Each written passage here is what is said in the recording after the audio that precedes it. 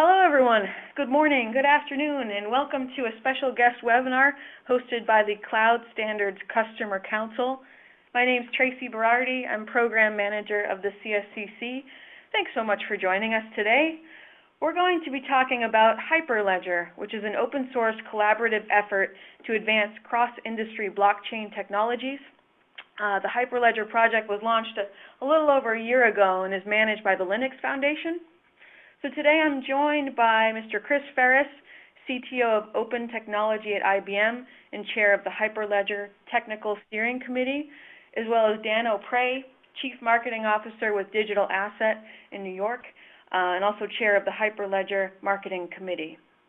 Chris and Dan are going to give us an overview of Hyperledger, talking about the basics of distributed ledger technologies, business use cases for blockchain, and how you can get involved with Hyperledger projects.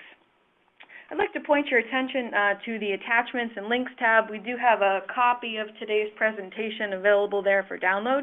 You're welcome to grab that. And also, we'll have plenty of time, we're thinking, at the end here for Q&A. So we encourage you to submit questions. You can use the questions tab here on BrightTalk. And with that brief introduction, I'll turn it over to you, Chris, to get started. Thank you. All right, thanks, Tracy. Let's see. Forward. Boom, there we go. Thanks, and so, yeah, I'm Chris Ferris. I'm an IBM Distinguished Engineer and CTO for Open Technology. I have overall responsibility for all of the open source and standards we do at IBM, and in that role, one of the things that I do is I help focus on projects that are of a special interest to us at IBM, and Hyperledger falls into that category. And so I'm also deeply involved in the work that we do there. And I'm the chair of the Technical Steering Committee. I'm also one of the maintainers on the Fabric project. Dan? Hi everyone, thank you very much for joining today. I'm Donna Bray. As Tracy said, I'm the CMO at Digital Asset. We are a blockchain and distributed ledger startup in New York focused on building solutions for financial institutions globally. I was fortunate enough to be elected as the chair of the Marketing Committee. We are generally responsible for the overall positioning of Hyperledger as an organization and the projects within that across messaging and events. So we do a lot of sponsorship of conferences. You can come and see us at Consensus in New York if you are attending there. And it's a great way for vendors to get involved with the technology and to get exposure to the market, promoting projects that they're building using Hyperledger technologies.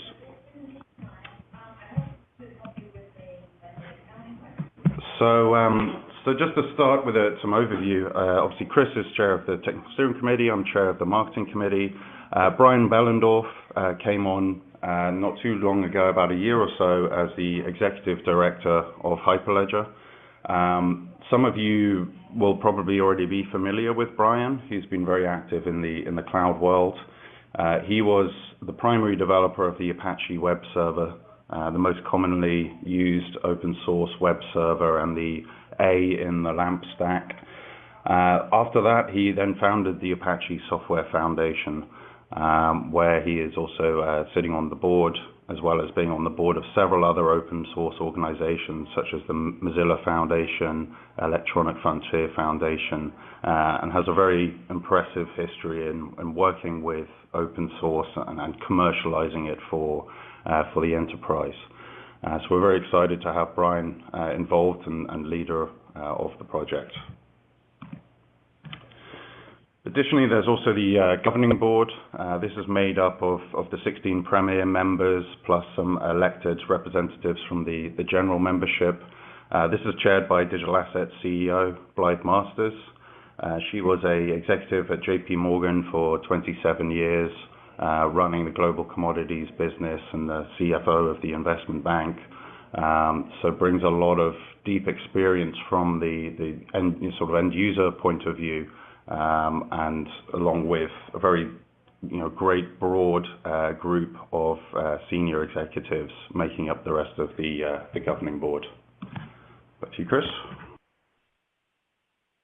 Thanks, Dan. So yeah, so shared ledgers and blockchains, what are they? Basically, I mean, I think the simplest way to think about blockchain and distributed ledger technology is it's sort of the next generation, if you will, of distributed database. You know, today, you know, we can manage a distributed database in our data centers, but there's a single point of control over that software and the configuration of those systems, and typically it's operated within a single enterprise. The distinction that we have with blockchain and distributed ledgers is that we can actually have decentralized control over a distributed database, but have through cryptographic means, we can ensure that every version of that distributed database has exactly the same copy of information in it. And so, you know, this technology came about largely, you know, as a function of the Bitcoin protocol, which many of you probably heard of. But when you tease it out of this notion of a cryptocurrency and how Bitcoin works and so forth, you recognize that we can actually apply this technology into a variety of different use cases where, you know, where the question is, if we had the ability to have a distributed database that transcended any one organization, how could we change the way in which we do transactions within those within those ecosystems? And so, you know, in the context of finance, we can envisage that we can sort of eliminate potentially some of these centralized intermediaries, and instead banks could just trade funds between themselves directly, right? And instead of having to have management of debits and credits and debits on either side of the ledger, if you were, between the different organizations, they can just share a common database that says where the funds are. So really interesting concepts about how you can actually change the nature of how finance operates generally. Healthcare is another classic example where, you know, we might be able to use a shared ledger database to sort of, you know, maybe whether it's tracking the flow of data, you know, and especially when in the context of healthcare information, you know, what they call HIP, right? You can track the flow of that, and you can also control who has access to the information using a blockchain. And then supply chain, similarly, you know, there's a number of different use cases in supply chain where with a distributed ledger, you know, various parties in the context of a supply chain can essentially share the information instead of managing multiple copies of it. And we'll get into a little bit more details of what that looks like in a second here. Now, let's get to the next chart there. Boom. So the problems that we have with existing blockchains, the first problem is the limited throughput. Those of you who may be familiar with Bitcoin probably understand that Bitcoin can process a grand total of about 7 transactions a second. And in the context of most enterprises, 7 transactions a second is kind of laughable, right? You probably could do that on, you know, your old HP calculator, right? This is not going to satisfy use cases like, you know, trading in financial systems, or whether it's supply chain or Internet of Things. 7 transactions a second is not going to get it done. We need to get into the thousands, if not tens and hundreds of thousands of transactions a second.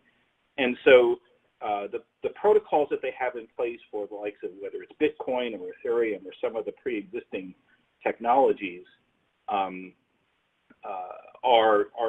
very limited in terms of the throughput that you can achieve. Oops, pushing the wrong button here.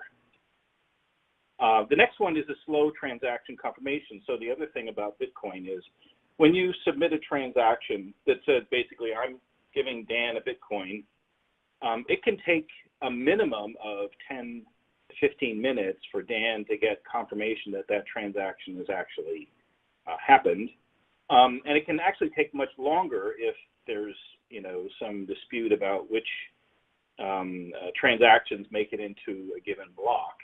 And so it can take, actually, in many cases, it can take up to even an hour to finalize a transaction that basically says, I transferred to Dan a Bitcoin. And so, again, in the context of the enterprise use of blockchain, that wouldn't work either in many kinds. Pushing the wrong button. In many contexts as well. Another feature, if you will, of Bitcoin and of Ethereum is that it's all based on the premise of a public network and everybody is anonymous. And this is fine for those particular networks, but in the context of enterprise usage of blockchain technology, we want to be working with something like what we're calling a permissioned blockchain, a private blockchain where you understand and you know who's who in the blockchain. And that's actually kind of important. There's still the notion that we need to be able to preserve confidentiality, but it is also equally important to make sure that you understand who you're trading with. Again, no settlement finality, basically in the context of whether it's Bitcoin or Ethereum or some of these other protocols that have been out there prior to that, there's always the potential that the blockchain could fork, right? The classic example is what happened with Ethereum. Last year, they had an infamous attack called a DAO, where somebody basically exploited a loophole, if you will. Actually, it was a bug in the smart contract, and absconded with $52 million worth of Ether.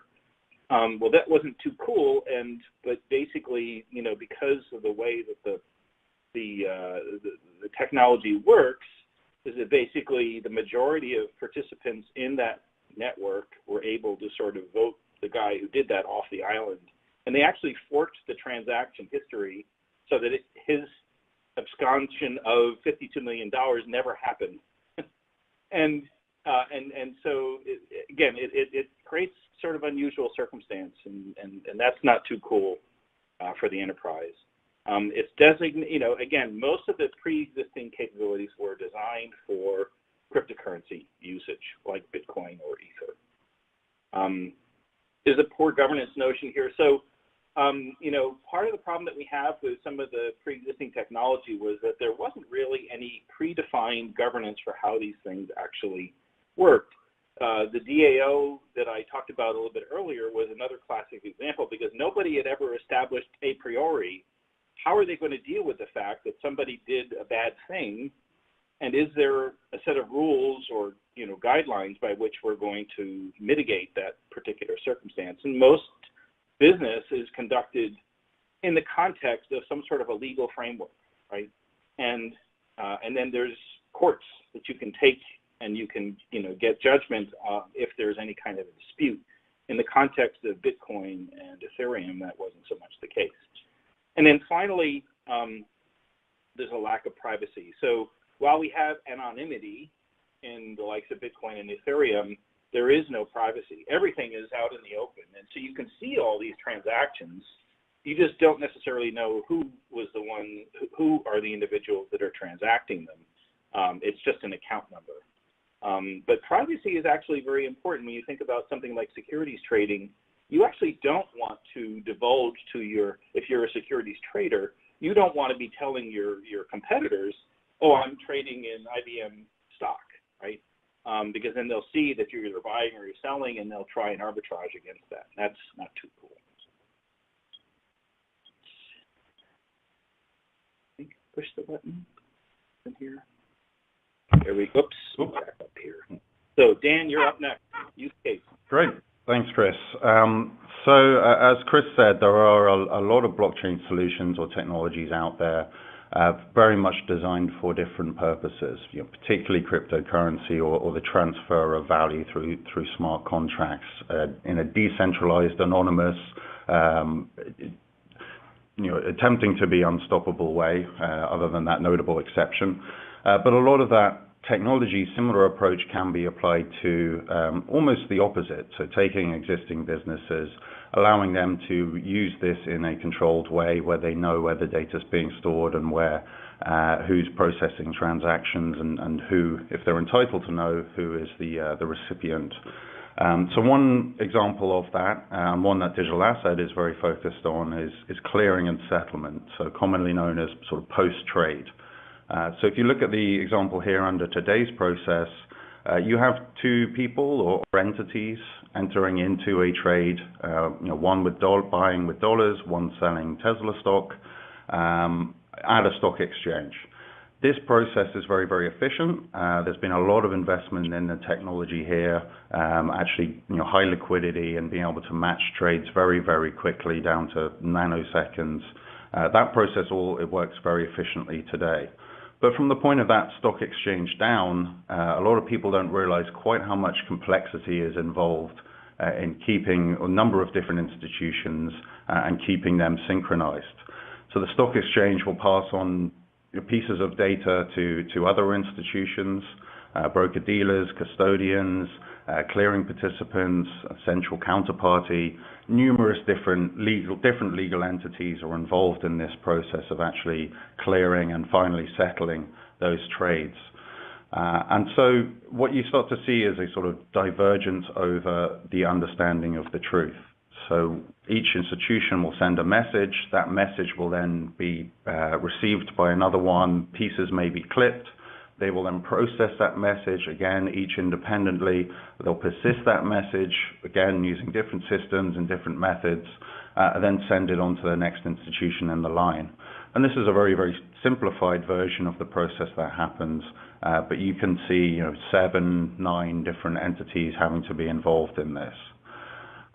Then right at the end there, as it comes back all down to that one institution, that institution that's responsible for the official books and records, who decides ultimately who actually owns what. Everyone then has to come to agreement after this divergence back to a single point of truth to actually settle the stocks. And there can be a lot of issues here. The trade could get quite far down the process before someone realizes a piece of information is missing, and then there'll be a trade break, and then they'll have to reconcile, talk to each other, find out what went wrong, try and correct the information, and it can be quite a time-consuming, lengthy, or even ultimately legal process. So the promise of blockchain or distributed ledgers generally is to actually make sure that this whole process is synchronized. So rather than just being, as Chris said, in the case of Bitcoin or public networks, everyone sees everything, ensuring that each counterparty, each institution who has a right to know something, knows that what they know is the same as what their counterparty who has the same information knows. So instead of two duplicative pieces of information, which are replicated and stored and processed completely different, they both have the same single record that they can agree on and check and reference throughout the process. So it keeps the whole thing a lot more synchronized. It allows potentially settlement times to be shorter, from 3 or 2 days to 1 day or real time if that is desired, but also just takes out a lot of these inefficiencies in the back office process that no one really gains from at all. So this is quite a simplified example of one use case within financial services, but there's a very common thread, a common process across a lot of different workflows. Back to you, Chris. Thanks, Dan. So trade digitization. One of the things that I, get a kick out of with a lot that I'm learning about, in the context of some of these use cases for blockchain is just how manual many of the processes that we have in global business today are, whether it's finance or whether it's trade. You think about, okay, so I'm getting, a shipment of iPhones in from China, for instance, right? To be distributed by Apple in the United States. What actually happens is kind of crazy when you think about it, because basically a shipment of iPhones gets stuck into a shipping container, right? And there's this pile of paperwork. I mean, literally a stack that could be like a foot or more tall, that documents all the stuff that's in that shipping container. And that stack of paperwork needs to be signed and sealed and delivered to the receiving port, so that when the shipping container enters the port, they can check to make sure that all the paperwork is present and all of the stuff that was in the container is still in the container. And it's a very, so you have to physically move this paperwork over to the other side. And oftentimes what happens is the shipping container arrives, but the paperwork hasn't, or the paperwork arrives and the shipping container hasn't, and then these things get separated, and oh my God, it's just a mess. And so one of the things that we did was we tried an experiment that says, well, what if we were to digitize all of that stuff, put it on the blockchain? You don't have to wait until the paperwork arrives, because the paperwork is shared, boom. Everybody gets a copy of that paperwork when the shipping container is filled, whether you're the other port that's going to receive the shipping container, whether you're the trucking company that's going to take the shipping container off the ship and move it over to the rail, and then whether you're the rail company that's transferring, all those transactions of moving the shipping container from one carrier to the next, and then finally ultimately delivering to the warehouse where the boxes of iPhones are going to be distributed out to the individuals that purchase them. That can all be digitized. Essentially, we take, instead of having a bunch of physical paperwork, we have a bunch of PDFs, but we can sign them, right, cryptographically. We can encrypt them if that's necessary, put all of that information and store the records of those hashes, if you will, in the blockchain, so that you can then just put that information into a distributed ledger, and everybody that, again, is part of this ecosystem can share the data and share access to that information. So we've actually tried this out with IBM worked with a company called Ferris, which is one of the largest shipping companies, and we successfully demonstrated that you could actually do this and record the information securely on the blockchain and increase the efficiency, if you will, of that whole ecosystem. Another example, and is supply chain management. Another great example of use of the blockchain. So Hyperledger, if anybody's familiar with Hyperledger tracks the provenance of diamonds, right? And with the intention of excluding blood diamonds that are mined in countries that are essentially mining illegally, to remove those blood diamonds from the market. And so they've actually started recording the diamonds with their Kimberley certificates on the blockchain. We have about 1.2 was it million or billion? I can't remember, which is a lot of diamonds. I think it was a million recorded on the blockchain with their Kimberley certificates, so that we know, and we can share this information throughout the diamond exchanges, so that you can actually match a diamond with its etched identifier with something that's in the blockchain, and everybody knows whether or not this diamond was mined through a company, within a country that is not on the sort of the prohibited list, and ensure that when you give your significant other a nice diamond ring, that it's coming from a supply that isn't tainted by blood diamonds. Dan, you want to cover the healthcare? Sure. So obviously we've covered two of the main use cases that are getting a lot of the most attention at the moment within financial services and within supply chain. But another one that's quickly catching up in terms of attention and potential applications is the use of blockchain technology within healthcare.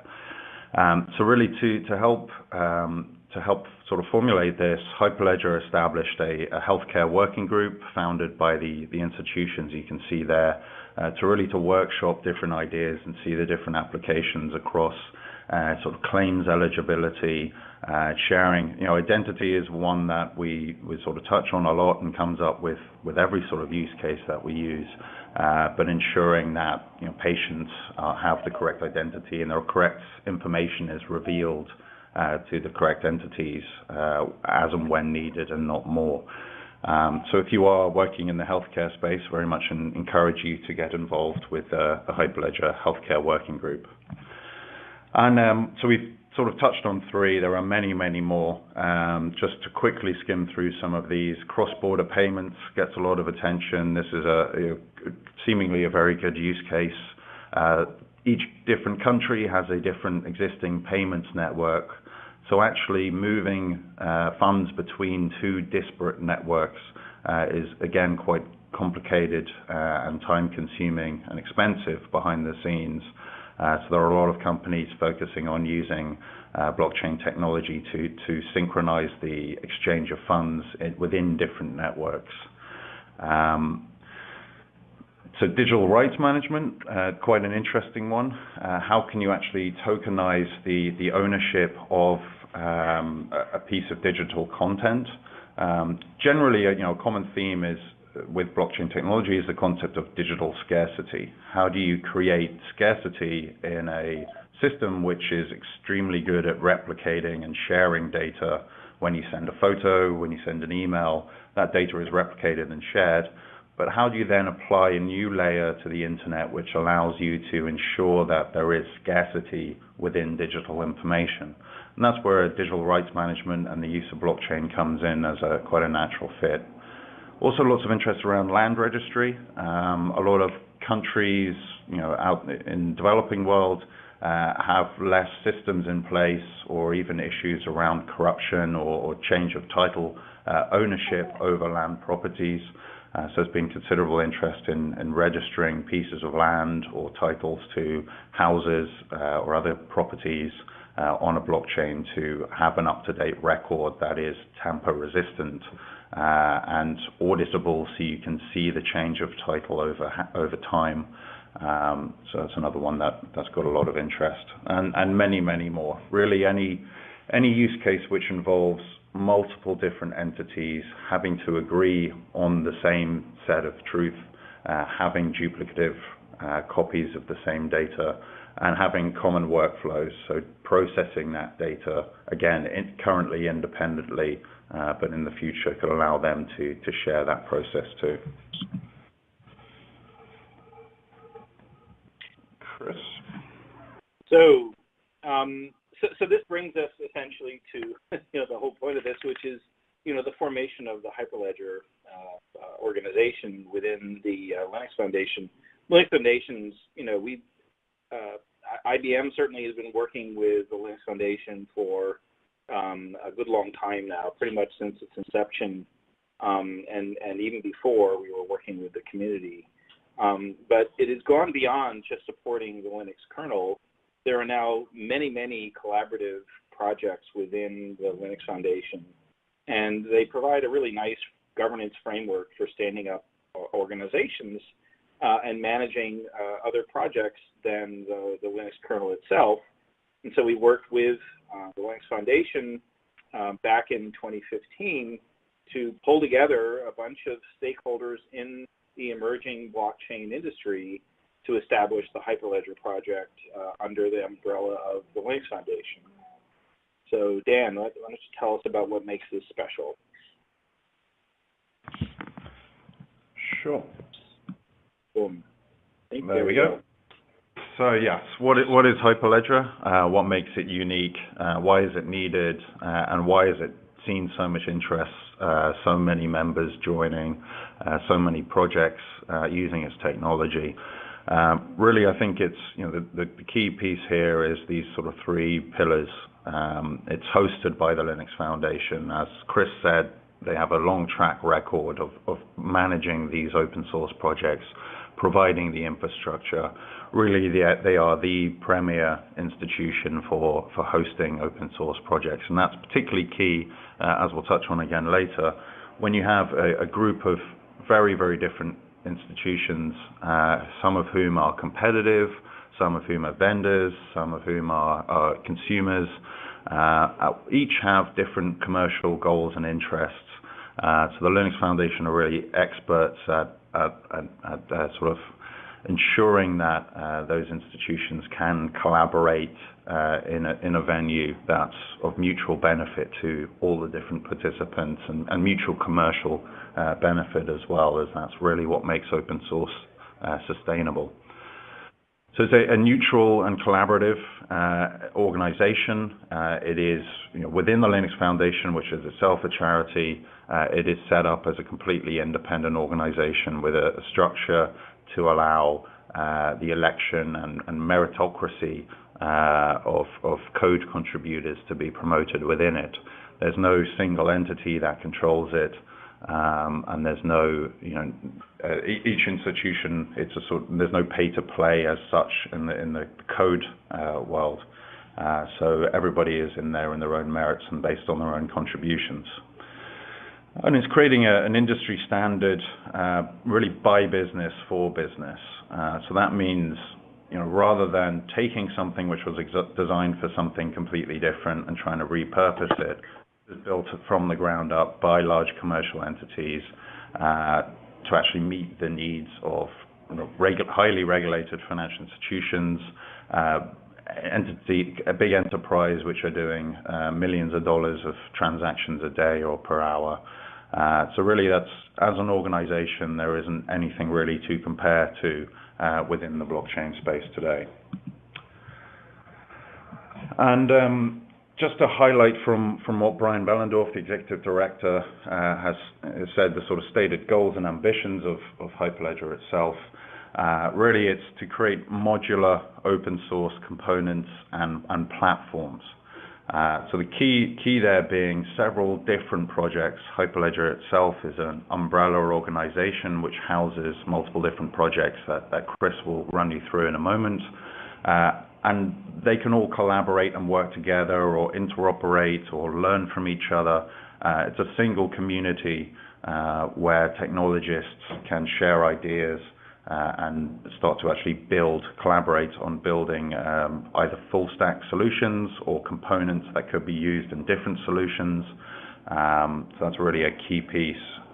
And the goal overall of Hyperledger is to really be the accepted default sort of safe deployment for the enterprise. So if you're an enterprise looking to adopt blockchain technology, you know that if it's a Hyperledger project, it has certain characteristics. It's had legal review, it's licensed under the Apache 2 license, so it's safe to use, and it has a good governance structure in place. So really that's a very, very key sort of goal. If we can achieve that, that will be a big success. So who uses Hyperledger? Largest institutions in the world. We've seen a tremendous amount of interest over the last year and a bit since its official launch. In fact, it's the fastest growing Linux Foundation project in history in terms of membership. And really this is well placed within an incredibly rapidly growing new industry.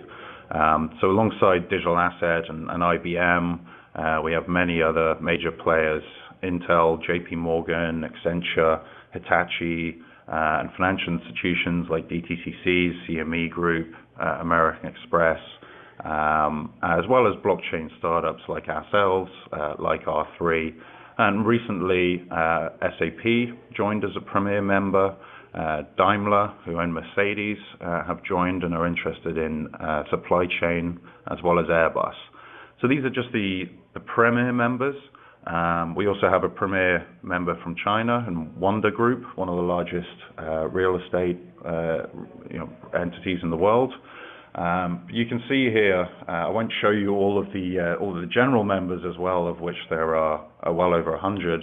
A good mixture of different sizes of organization, different types, vendors, users, and also increasingly different geographies as well. So this is a truly global project.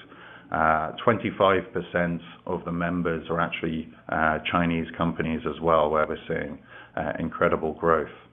So it's extremely exciting, and because of all these differences in size and scope, it really is key that we have a common venue to help collaborate in an efficient manner.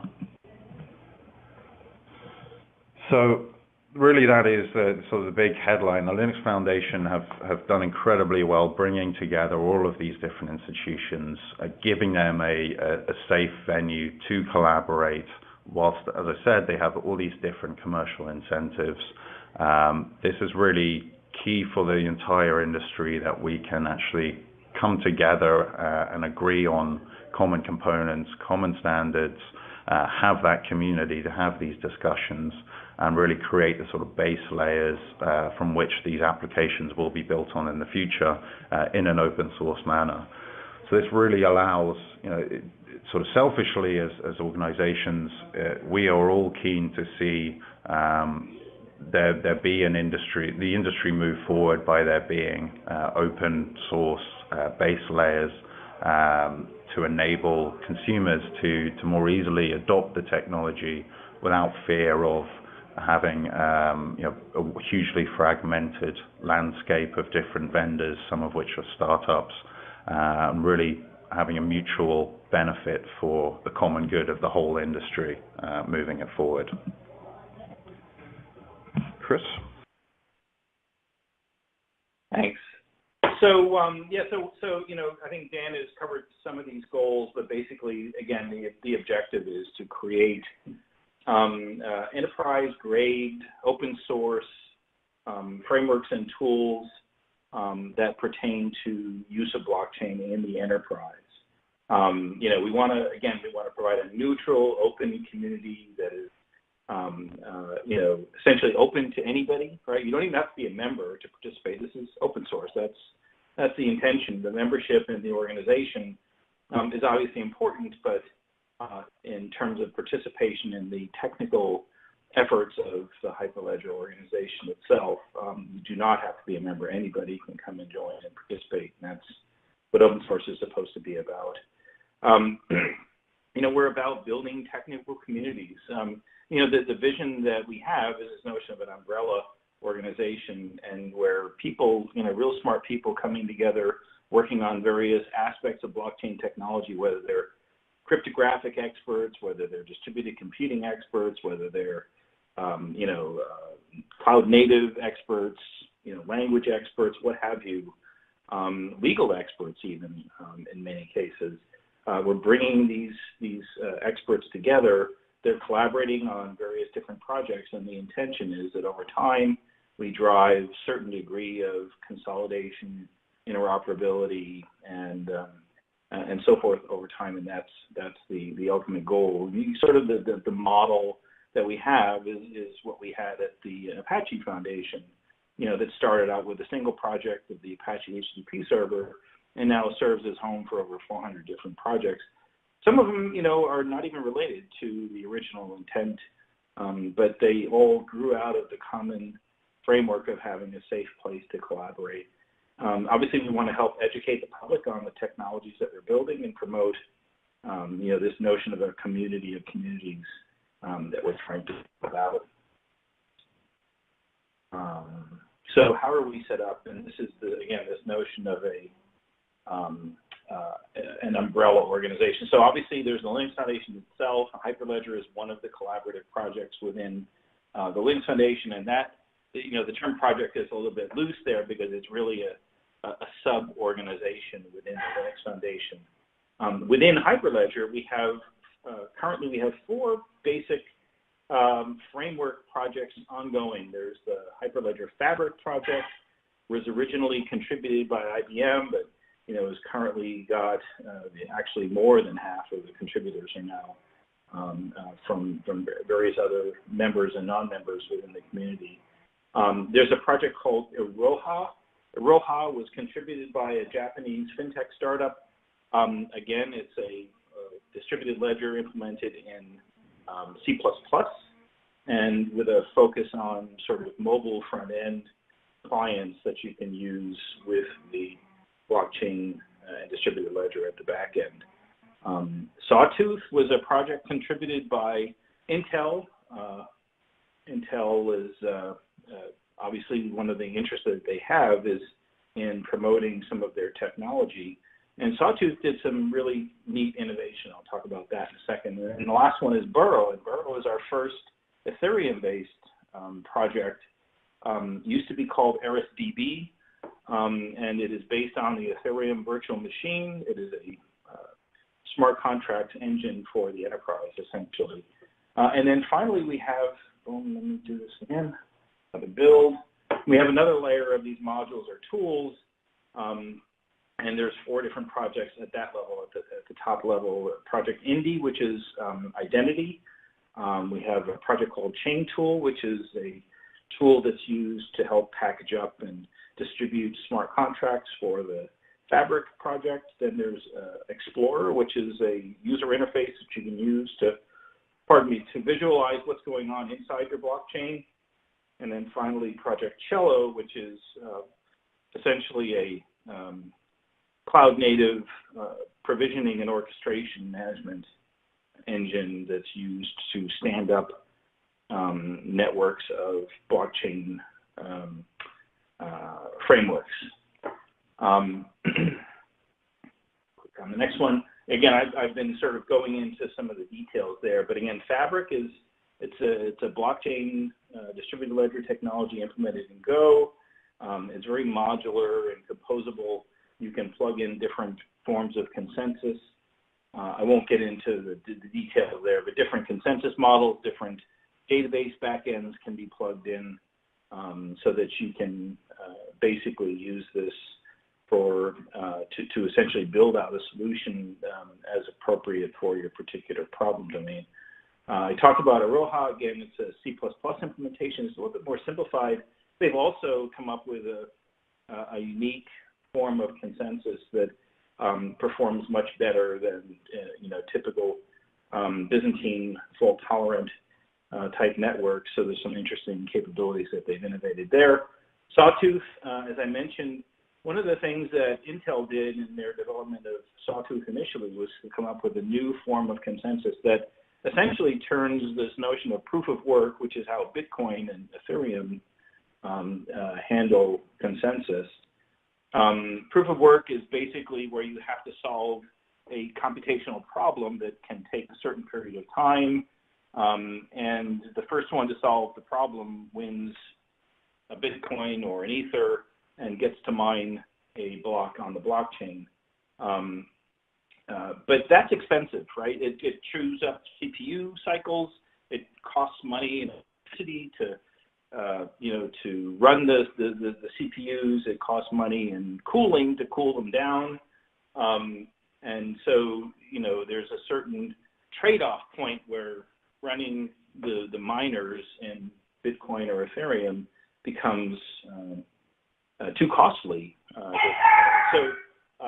But what Intel did was they said, well, what if we had, instead of proof of work, we had proof of elapsed time? And if we could operate this notion of sorry about the dog. If we could, hold on a second. If we can operate in a trusted execution environment, we can actually just set a timer and say whoever wakes up first wins.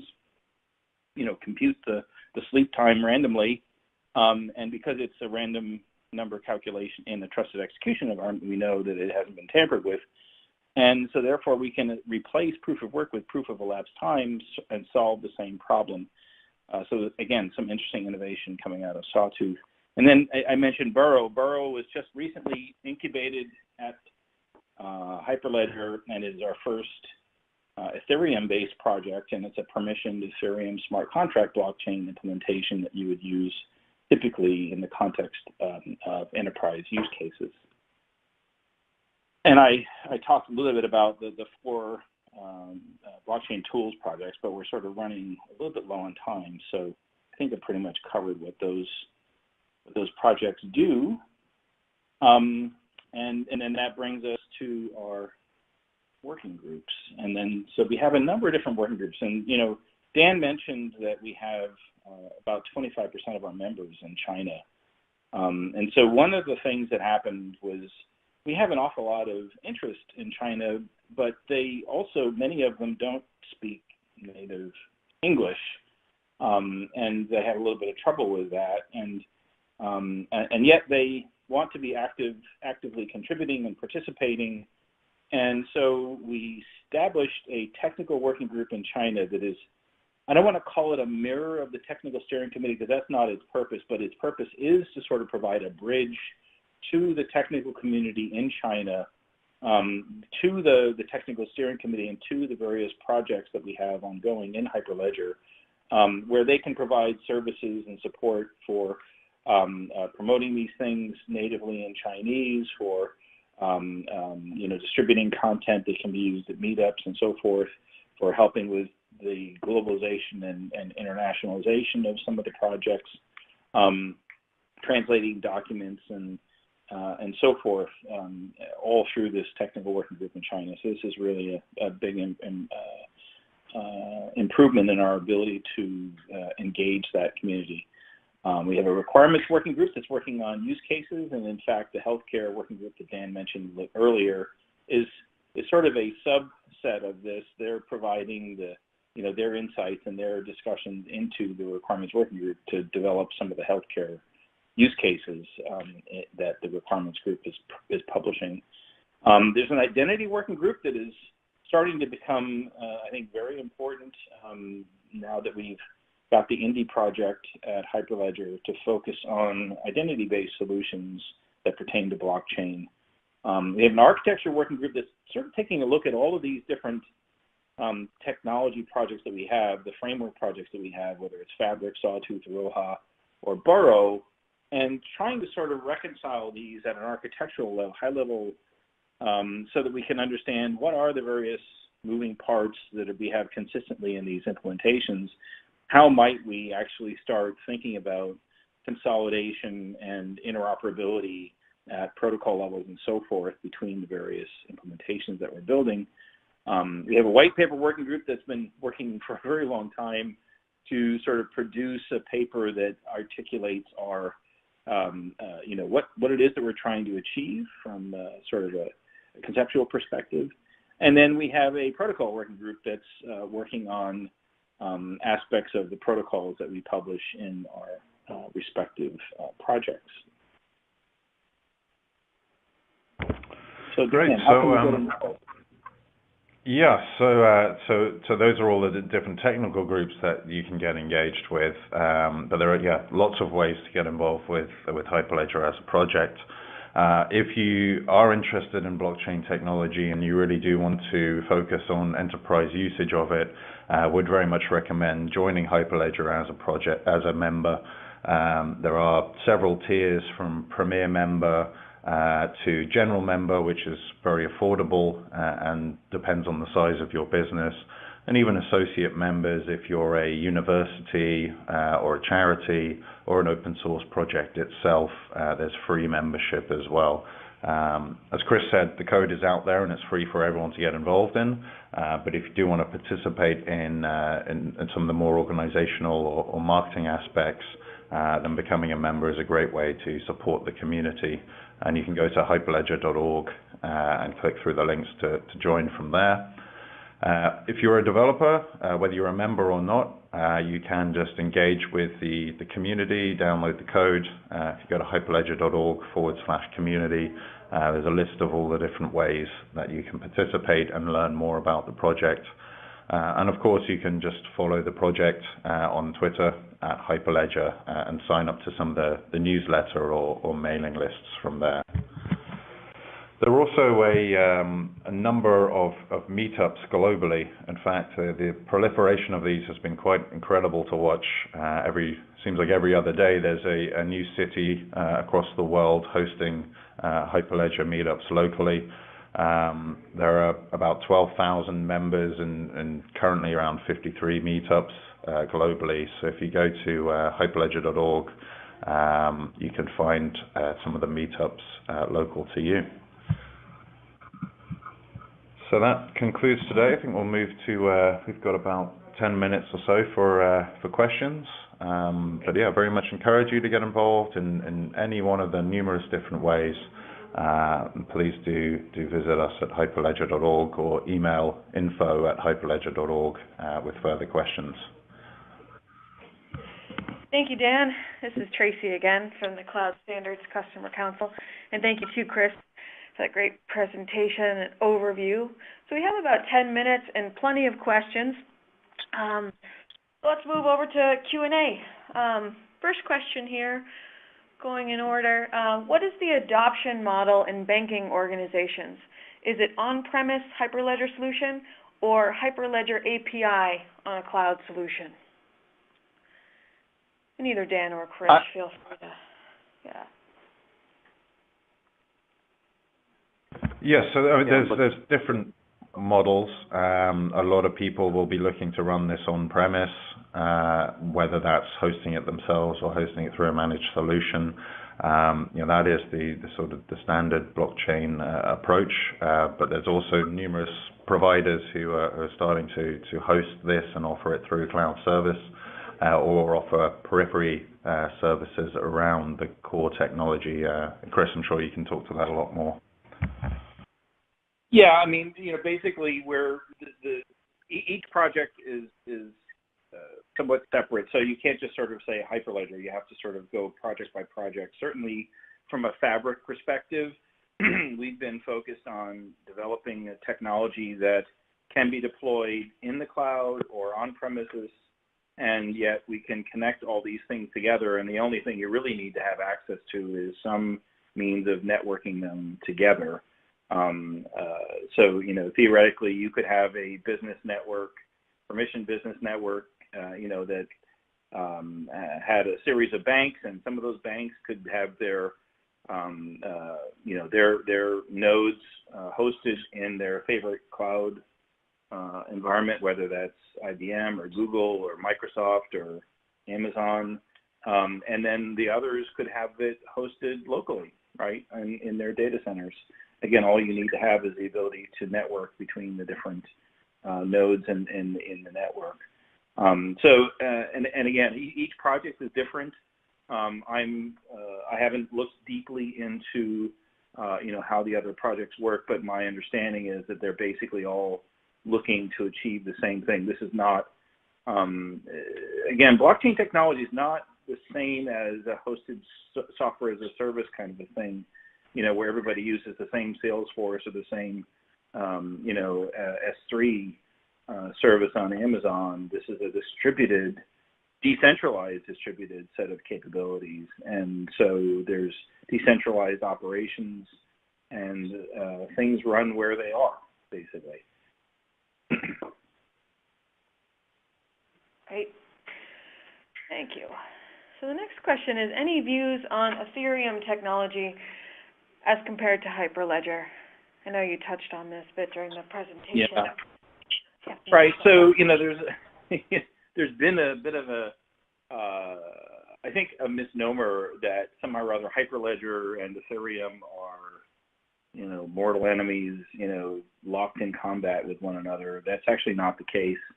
Hyperledger, as I mentioned, we incubated our first Ethereum-based project, which is Project Burrow, used to be ErisDB, contributed by a company called Monex. The key thing here is the licensing model. Again, one of the things that we have is a requirement that the software be Apache 2 licensed, and many of the Ethereum projects just aren't. It's not like the Ethereum community projects aren't interested or willing to come and participate in Hyperledger. It's because their license model prohibits that. And so there's active interest in collaborating between the various projects in the Hyperledger to take advantage of the fact that we now have a Apache licensed Ethereum virtual machine that we could run smart contracts in. And so I know that from a Fabric perspective, as well as a Sawtooth perspective, there is eager and active work ongoing to try to integrate the Ethereum virtual machine in Sawtooth and in Fabric, so that we could run Solidity contracts and the likes in the other blockchain frameworks. So, again, this isn't a us versus them kind of a thing. This is really much more of a, our focus is on blockchain for the enterprise. And for the most part, the Ethereum projects are focused more on building clients for the public Ethereum network. And so there's a distinction in how they actually do consensus. That's the real discriminator, if you will, differentiator, is that consensus in Hyperledger is much more of a based on various other protocols other than proof of work and mining, and most of the public networks are based on mining. So I think we answered three questions in one there. Just for those getting some feedback on time, there were several questions covered there. Yes, Yep, so I'm going to mark this other one about the permissionless. Yes. So the next question is the ongoing Hyperledger work publicly visible and accessible? For example, coming out of the healthcare working group, are there any white papers or materials that are available at this point? Yeah. Basically, everything that happens on, so you can think of Hyperledger as having sort of two halves, if you will. There's if you will, the corporate half, if you will, which is the board of governors, the various committees of the board, including marketing and so forth. And then there's the technical side of things under the governance of the Technical Steering Committee, and the various projects that we have incubated or are active in the Hyperledger organization. On the technical side of things, everything is wide open, fully transparent. You can join the chat, you can join the mailing list. They're all archived publicly. All of the projects are out on GitHub, and everybody can, engage them. We are doing code reviews in Garrett, and and we have Jira to manage issues and so forth. But all of those are publicly accessible. So everything that you have on the technical side of things, including the use case development and so forth from the healthcare working group or the financial working group and so forth, are all fully out there in the open. They're all hanging off the wiki, basically, and so everything's been published. Nothing is private. Nothing is confidential, except, again, on the business side of things with the board, where they deal with the budget and finances and hiring and firing the staff and so forth. All that kind of stuff is really on the sort of the corporate side, or the operations side, if you will, of the project. Thanks, Chris. There are multiple different code bases within Hyperledger. Can you talk a bit about how they relate to each other?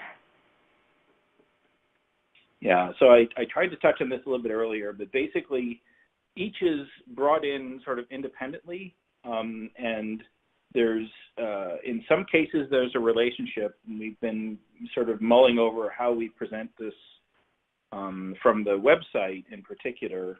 The project that's called Chain Tool is really, it relates more closely to Fabric than it does for others, but theoretically, if others wanted to use the same packaging capabilities that the Chain Tool offers for their smart contracts, you could do that. Essentially, it's sort of a, it's kind of almost the same thing as a formalized way of packaging and structuring an archive for a smart contract, like a tar file or something similar to that, jar file for Java.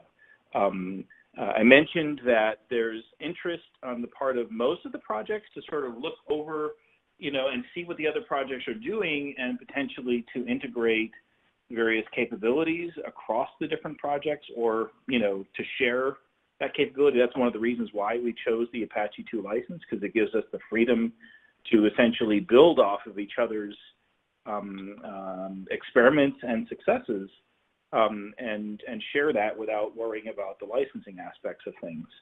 And then, there's, but essentially each of the projects is its own thing.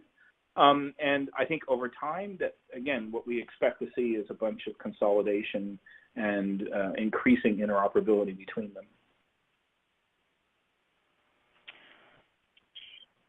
Dan, I don't know if you had anything to add there. I'm wondering if we want to take this one last question. Maybe we could sneak it in. Does seem like a good segue. Yeah. Do the one last one? Yeah. If there's any work going on relating to interoperability with different blockchain implementations. So that's definitely something that has recently had increasing amount of attention within the Hyperledger community. And as Chris said, the common license across these different technologies allows code to be reused and modules to be integrated into each of them. Interoperability can mean a lot of different things to different people, and there are lots of sort of different layers that can be interoperable within a particular stack. But increasingly, as things become more and more modularized, as Chris said, the Hyperledger Burrow EVM allows you to run Ethereum Solidity smart contracts integrating that into Hyperledger Sawtooth, integrating that into Hyperledger Fabric would allow interoperability around the smart contract layer there. And then there's also a lot of work and interest around lower levels of the stack, actually having a common component that would allow multiple different platforms to share workflows, even if they are in say, different smart contract languages. There's also been interest around projects like Interledger, which was originally developed by Ripple, about having a sort of two-phase commit system to allow different platforms to trigger events and ensure atomicity across completely different networks. And this is going to be very much a growing interest as these technologies start to mature and start to go into production. We can end up with multiple different platforms all running across the world in different use cases. The need for those to communicate in some fashion is of increasing importance, and certainly a lot of work that's being kicked off now. But yeah, we really need those sort of production use cases and those real business cases and drivers to determine which pieces of interoperability to tackle first. Thank you. Great. We're going to wrap up now. Thank you again so much, Dan and Chris and everyone that was able to join us today. The presentation and a video recording will be posted to the Cloud Standards Customer Council website this afternoon. That's cloud-council.org. I'll also send you a note so you have easy access to these files. And feel free, if you have any follow-up questions, you can write to me. So thank you. Everyone have a good rest of the day. Bye-bye. Thank you very much for joining us. Thanks, Tracy.